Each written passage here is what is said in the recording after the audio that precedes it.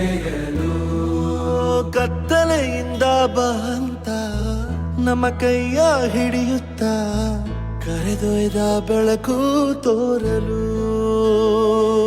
ಭಯವಾಗಿ ಗದರೋದು ನಮ್ಮ ಬೆಳೆಸಲು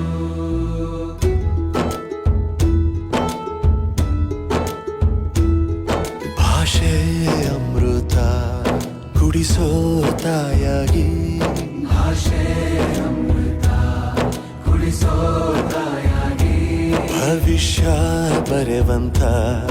ತಂದೇನೋ ಆಗಿ ಬರೆವಂತ ತಂದೇನೂ ಆಗಿ ಚಂದದ ಜೀವನ